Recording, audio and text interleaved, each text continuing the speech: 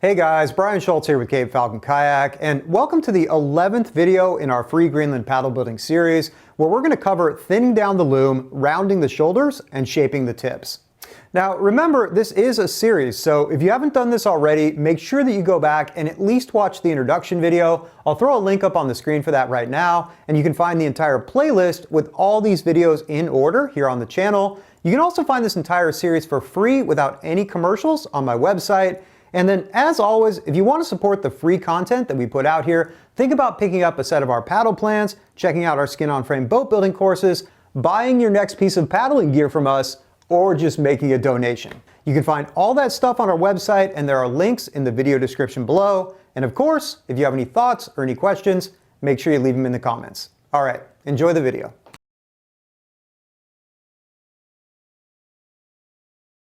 So the next thing we're going to do is smooth out the sides of the loom, and we're going to work it down to the finished thickness with a block plane and a chisel. And how much work you have to do here just depends on how straight you made this cut in the first place and where you cut relative to the black line. So if you went right down the center of the black line and you've got a little black line right here, you're probably not going to have to do very much work at all. If you decided to play it a little safer and you left the entire black line, you're going to have to work a little bit harder on this.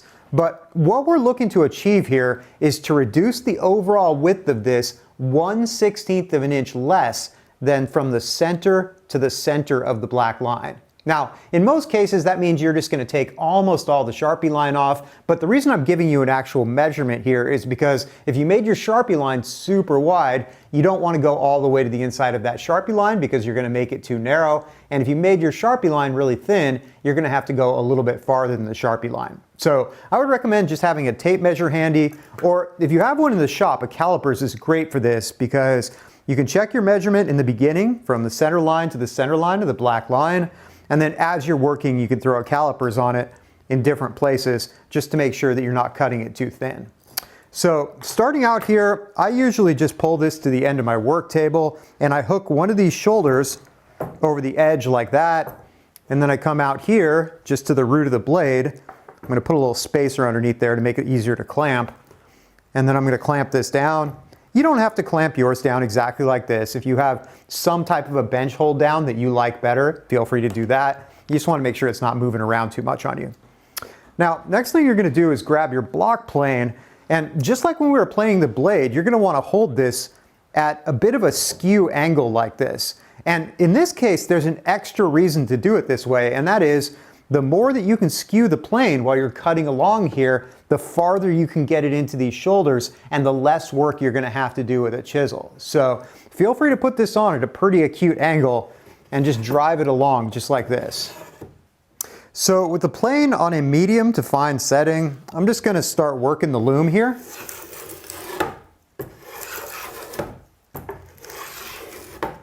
Probably taking off a little bit too much there. I'm going to back this off a little bit.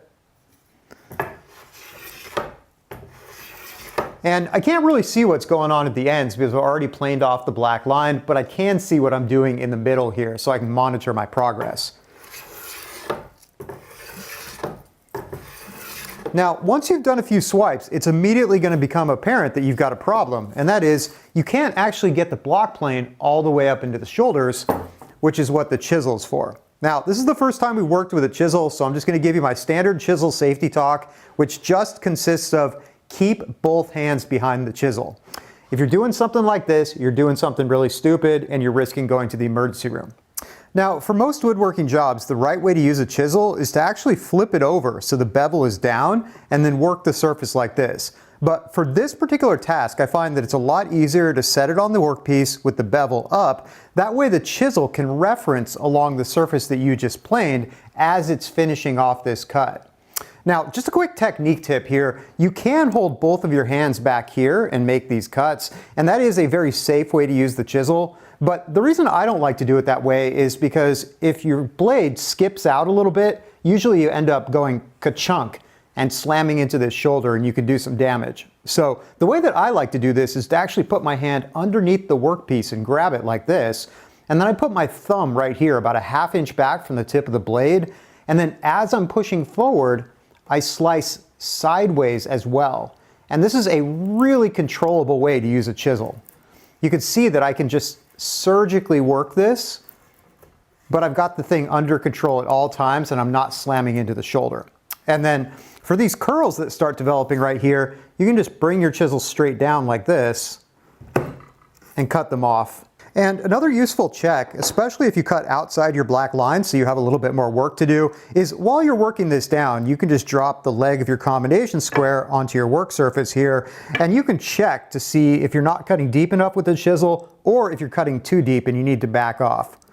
Now, just a quick side note, if you cut way outside your black lines, it is okay to grab a Japanese saw and cut down close to, but not all the way down to your finished thickness, just to make it a little bit easier to take this material out with a chisel. You just want to be really careful to make sure that you don't go past your finished thickness, because like I said before, even if you nick this loom by a 1/16 of an inch, that is going to dramatically weaken your paddle. So you're just going to keep working through this process, do one side, do the other side, and then check it. A tape measure works for this, but if you have a calipers, that works even better. And you're just going to keep working this all the way until you get to the finished dimension, which once again is going to be 1/16 of an inch less overall than the original distance from the center of your black line to the center of your black line. Now, switching gears for a moment, we're going to pause to shape the ends of the paddle. And the reason I like to do this right now is because it's just a lot easier to clamp this down while the loom is still square.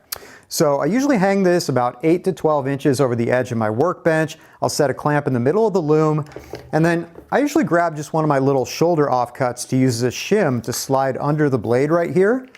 And then you can clamp it down here as well, and that gives you plenty of room to work, but this isn't going to bounce up and down too much.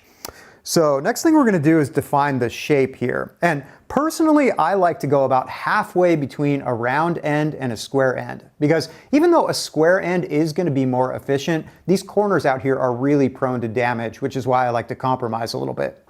Now, the way that I like to do this is just to grab a roll of masking tape that hasn't been used. So this is going to be about 4 5/8 inches across, and I'll set it right on top of the end here. I have actually made a center line on this one, and I've marked it as my template so I don't use it. I think I've had this for about 12 years. And I'm going to set this right on the center line right here. And we're going to actually switch to using a pencil for the ends, because if you use a Sharpie on the ends, it's going to bleed really deeply into the end grain, and it's going to be hard to get those marks out. So once you've got this lined up, you can just mark the shape.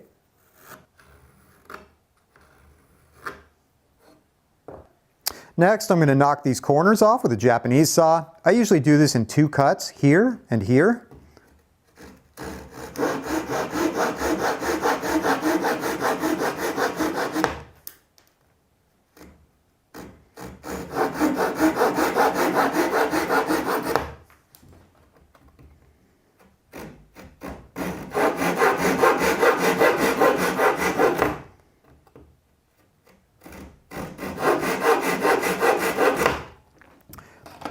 And then I'm going to grab my block plane and I'm going to round over this end here. But it is very, very important when you're doing this that you always plane towards the center. So you're going to plane like this, then you're going to flip it over and you're going to plane like that. And the reason that's important is because if you plane toward the outside here, eventually your plane is going to grab this corner and it's going to break out a big chunk of wood. So always plane from the edge to the center. And as long as your plane is nice and sharp and it's not set too deep, it should be fairly easy to nibble off this end grain. So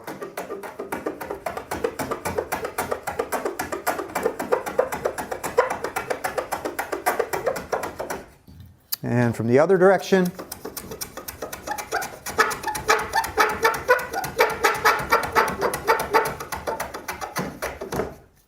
Now, looking at this from the end, we're going to redraw the center line right here. Once again, I'm working with pencil so it doesn't bleed too far down the end grain. This doesn't have to be perfect, and usually you can still see a little bit of your black line in the middle as a guide. So just draw it roughly in the center like this.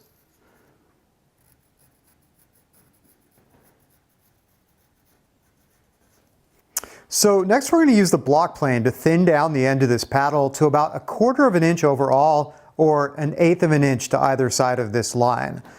I try not to make my Greenland paddles too thin because oftentimes you're using this to push off of the shore or push off of rocks, and if you bring this all the way down to 1/8 of an inch, it's going to be really prone to getting damaged. Now, while you're doing this work, just like we talked about before, you want to be careful not to thin the ends out too much, which means that you're going to be concentrating most of your effort towards the center here. So first thing I'm going to do is just grab a tape measure. I'm going to measure back 2 inches, and I'm going to measure back 3 inches, and I'm going to mark at both those locations. And then I'm going to grab the block plane and I'm going to set it to a medium setting, and then I'm just going to start working it in the center here.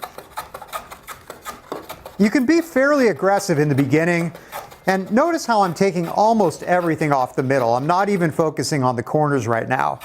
And I'm planing this back about 2 inches. It doesn't have to be exact, it just needs to be approximately that much.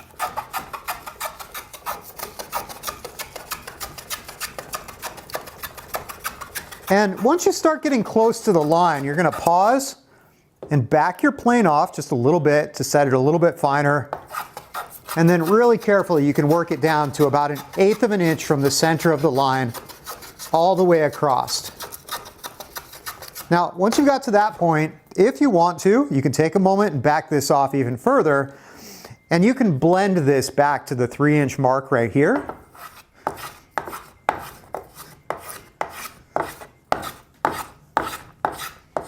And then once you're down to 1/4 inch thick all the way along the front of this edge, if you want to, you can back your plane off even further, so it's just taking a sliver of wood and you can really smooth this surface down. Notice I'm barely taking anything off right now. So when you're done here, this end should be about 1/4 inch thick all the way across. Once again, take care not to over thin the corners right here. And obviously you're going to do this on both faces, both ends of the paddle. So pretty soon we're going to round over the loom with a router or a spoke shave. But before we can do that, we need to round in these shoulders. So I'm just going to turn this upright, slide it to the edge of my workbench, set a clamp right here. And then starting at the corner of the shoulder here, you're going to measure back 1/2 inch and make a mark, and then make another mark at 3/4 of an inch. And this is assuming that your shoulder height is somewhere between 5/16 and 3/8 of an inch. If your shoulder height is more like 1/4 of an inch, I would actually go 1/16 of an inch less on both these measurements. And next you're going to use that same technique that I showed you on the loom, where you reach under and grab the workpiece with your hand, put your thumb on the side of the chisel, and then as you push forward, you're also going to push sideways with the thumb, and it creates a shearing motion, which is just a super controllable way to run a chisel. And so I'm just cutting this down at about a 30-degree angle here. And when I get back to the 1/2 inch line here, I want to be almost all the way down to the loom right here. So looking at this from another angle, so it's super clear what we just did, I carved this down at about a 30-degree angle, almost, but not all the way to the loom, and then back to the 1/2 inch mark. And now I'm going to grab the chisel and I'm just going to round this in back to the 3/4 inch mark. So you can just kind of work this shoulder over like this, taking little bits as you go. And then finally, as I get down here close to the loom, I usually stop about 1/16 of an inch before I get all the way down to the loom. And that's intentional, because if you go all the way down to the loom right here, there's just too much chance that you're going to dig into there with your chisel and you're going to compromise the strength in this area. So totally okay to leave a little 1/16 of an inch ledge right here. You don't want to round this back any further. We're looking to maintain a fairly defined shoulder here because that's an important part of your hand grip.